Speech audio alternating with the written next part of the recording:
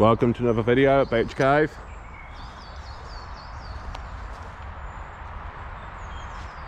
Lovely big place. Trees are overhanging at the top. Got a few entrances. I think this would have been an entrance down into the cave, well, into the mine. Originally this was a keeper sandstone mine, so I believe this would have been kind of the original mine. It actually goes pretty well under. People have just been dumping stuff, but you have anywhere that's kind of out the way, it's just full of rubble. People have been digging under there. People obviously just gonna dump, aren't they? So I think this would have been one of the mine shafts or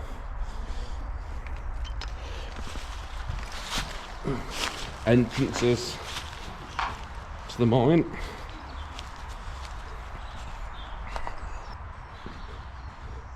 So as far as the actual mine goes, the sandstone dates back, obviously the Triassic period was when it was formed, they say. If you go from geology and all, is it geology with the rocks? Some break discs there. Fire there. Someone's chipped a big chunk off. Just there. It's open sandbags.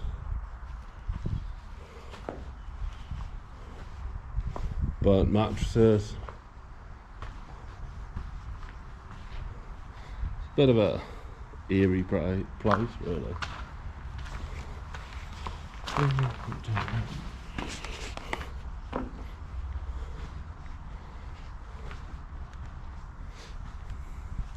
So if you look at it like this, there's got like quarry tile down. So clearly at some point there'd have been like a little room or office here. I wouldn't really call it an office, more like a room.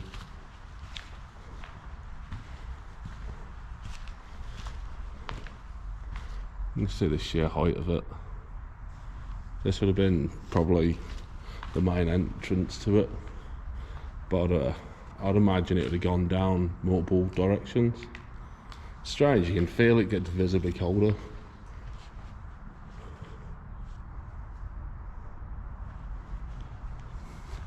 We're going to have a look over this way. It's got a brick wall and more of the quarry tiles here, 2 pillars and something holding it up over there. Some feathers there. It's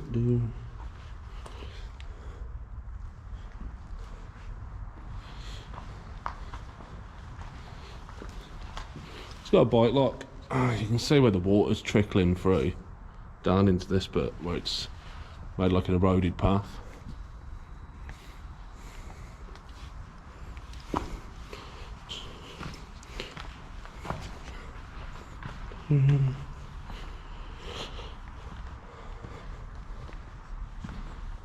Got a computer, a monitor or TV. More feathers. You can see that people have been having fires here.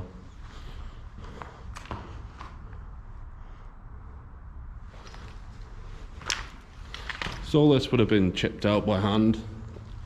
If you can see all the divots in the rock, that would have been the chisel and the pickaxes to try and mine the stone.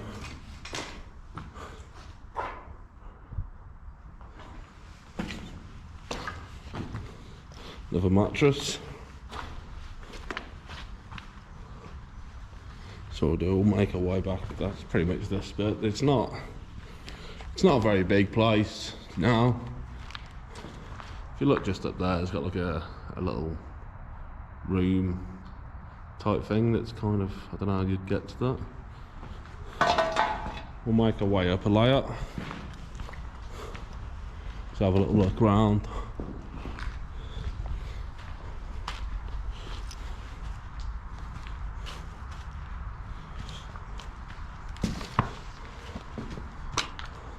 So there's very little evidence that this quarry or mine they ever used explosives here to mine. Do we go through a little bit? Of August 1633 is the first time that someone was paid to mine the area. We'll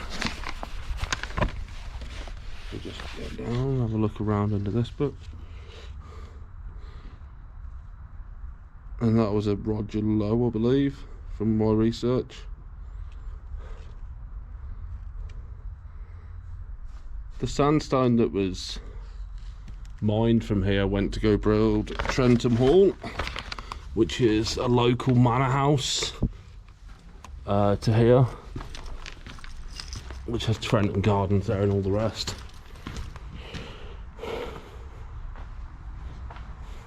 In 1680, the mine was a key source for the sandstone construction industry.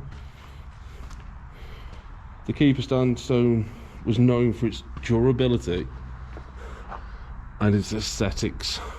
So it looked good. If you look at this piece here, you can see where this piece started to crack off just there.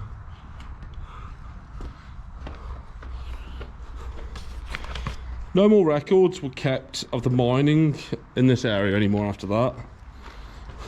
Rumours had it that religious meetings happened here, where it's religious and spiritual, for the spiritual and tranquility nature of the stone.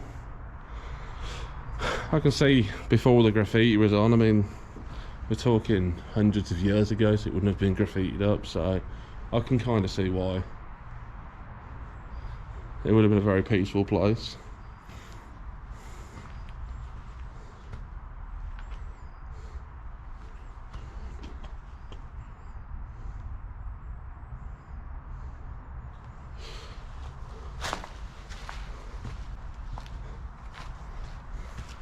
So in the 1850s, it made it onto the maps and provided detailed ownership of who owned the land. And it was Thomas Fitzgerald who owned the land at the time, and obviously that would have been the owner of the mine. So we'll take a walk out here.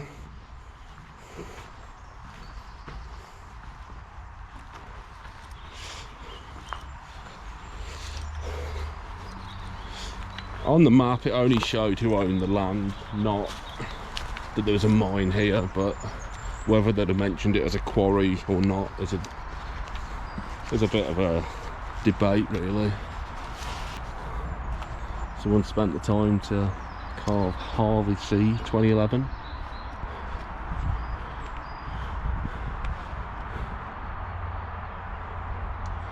Must have spent a long time carving the names into this. To get higher up as well, someone must have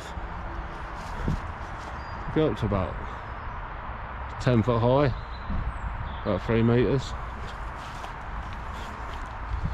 In the 1880s, it was logged on the maps as an old quarry.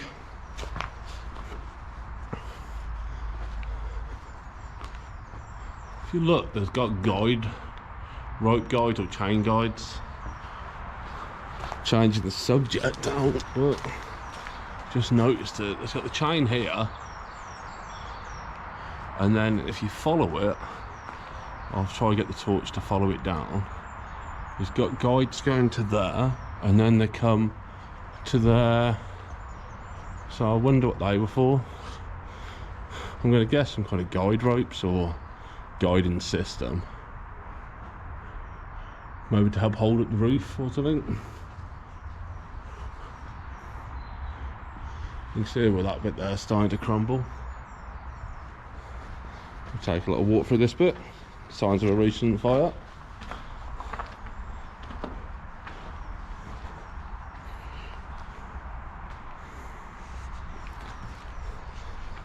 Some more signs of a quarry tile up here as well, and a little brick path. So that would have been from here. So this is down where we've just been, where there's got a little path into quarry tile. And there's got a little pathway again into quarry tile again, and obviously they would have been walled off there and there. There's a brick wall round, so this was probably a room at some point. In 1924 is when it got the name Beech Caves. That's when it's first made its mark of being what it is today, or the name of what it is today. Previous to that, it was just called Old Quarry.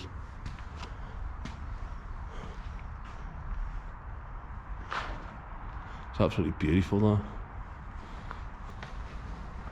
There's a break this there as well. I mean, there's gonna be like a parts to the car.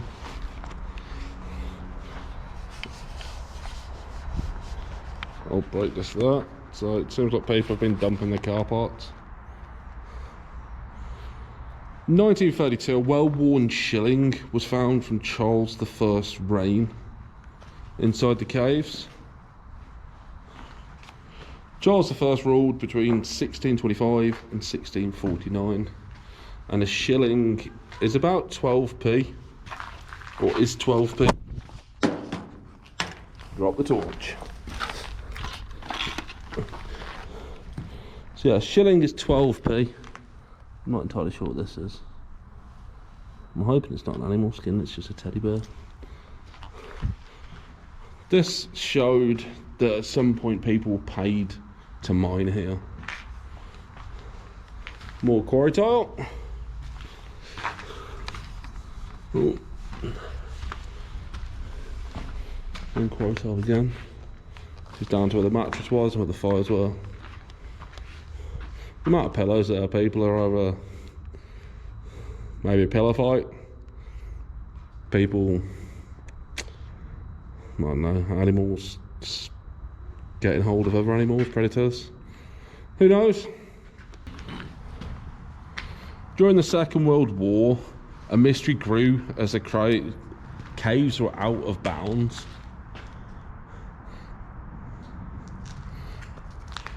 It's believed to be used as like a military base. No one really knows exactly what they used it for. I've got some animal nests there.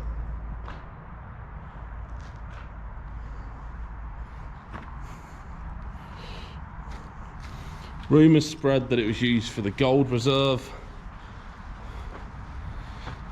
to hide it in here, to stop it from getting stolen, as London was getting bombed pretty heavy at the time.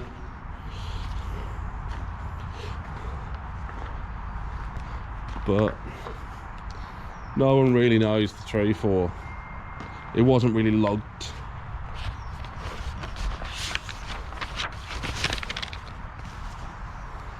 There's no brightness there as well.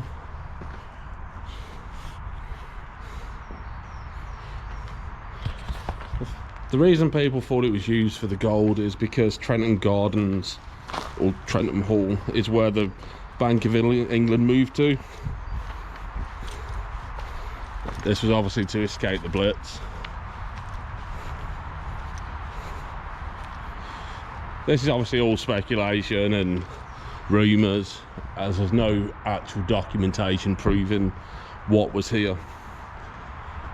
There is another chain there, and more guidelines or hooks.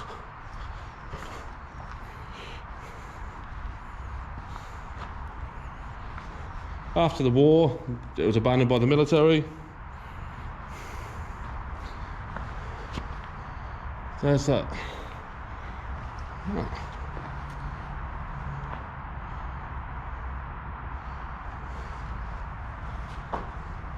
It was abandoned by the military and not used again. The 1950s, it began having a popular growth of a party location, where it got the name the Rave Caves, and that obviously carried on into the 80s, maybe even into the 90s. It did. It's more of a private kind of thing, invitation only kind of, from what I've researched. So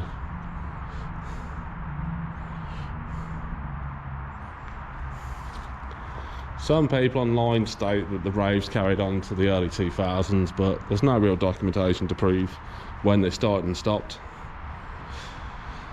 So when we had the really bad storms, that's when this tree would have fallen from up there, which was probably only 2 months ago, and already people have already set it on fire.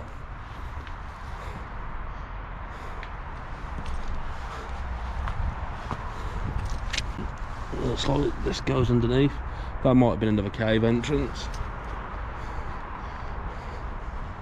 Looking at this, there's loads of little divots in the wall. And I'm wondering if that's how you climb up to get into this little area. It's got like a brick wall, such sections of it.